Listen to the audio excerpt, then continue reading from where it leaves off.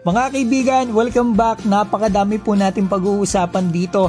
Kevin Kiambao, merong rare opportunity, private scrimmage sa Las Vegas in front of NBA scouts. Kaya siguro hindi masyado naglaro sa Drew League. At alam ko na po kung ano ang ikinagalit ng coach ng Taipei after ng game sa strong group. Ano kaya yan? Simulan po natin kay Kevin Kiambao na binalita ko po kahapon at nung isang araw, I'm sure na panood nyo po yan mga kaibigan, na ito nga maglalaro ito dito sa Drew League, sinabi ko pa yung team.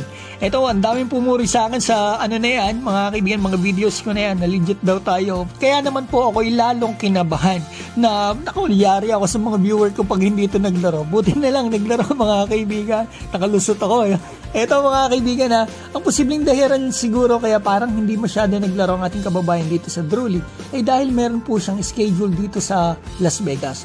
Kasi pagkatapos po mismo ng kanyang Summer League, ilang oras lang ay nagtungo na sila dito sa Las Vegas, post ng kasama ni KQ. So ito nakita ko, nilabas ng Tiebreaker Times, maraming salamat po. Meron nga. Kevin Kiambao gets rare Summer League look in exclusive Excel Sports scrimmage. Paiksin ko nilang mga kaibigan yung mga dapat nating mabasa dito.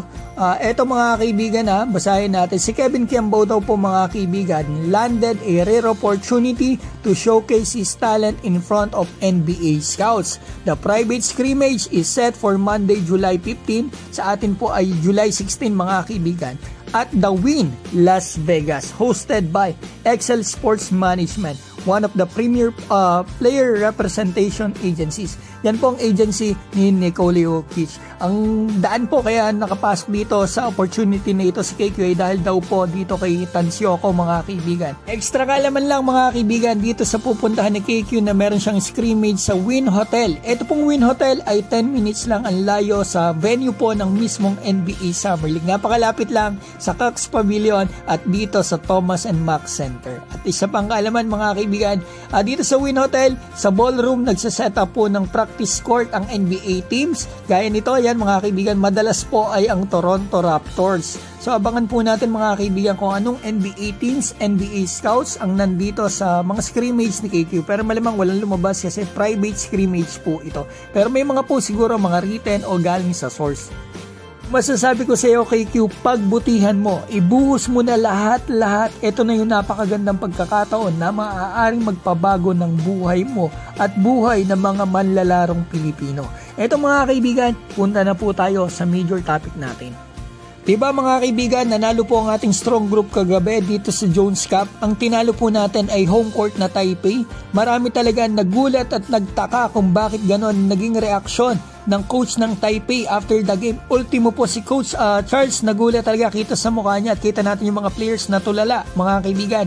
So ito, nalaman ko na yung sagot. Legit po yung napagkunan natin kung ano yung sinabi ni Coach Jiang kasi ang tinanong ko po mismo ay si Coach Charles. At yung isa po ay galing dito sa Yahoo Taiwan. Translate po natin sa English. Ito mga kaibigan, paiksiin ko na lang po. Ito, was so angry daw mga kaibigan yung coach ng Taipei that he confronted the coach and players of the Philippine team after the match and refused to shake hands. Totoo naman mga kaibigan, hindi kaagad siya nakipagkamay at maraming sinasabi kay Coach Charles. Ito, sinabi pala nito sa press con na ito nga mga kaibigan, mga Philippine players frequently violated the spirit of sportsmanship during the match mga kaibigan, as well as ito pa mga kaibigan, inappropriate behavior of the Philippine players.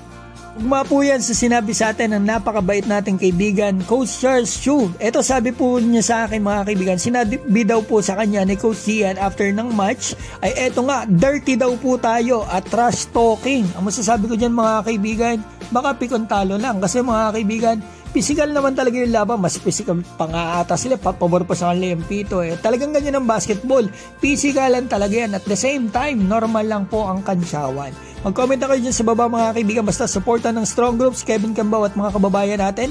Ito, babatiin ko po si Juanito Mangahas, Elisiana Gudo, Julieto Tanael, Ashu, Arjo Luna ng Surigao del Sur, Rush Antonella Pastarlac, Arthur T, Dax Baros, Badasan Michael at Paul Michael De Silva. Mga kaibigan, maraming salamat po.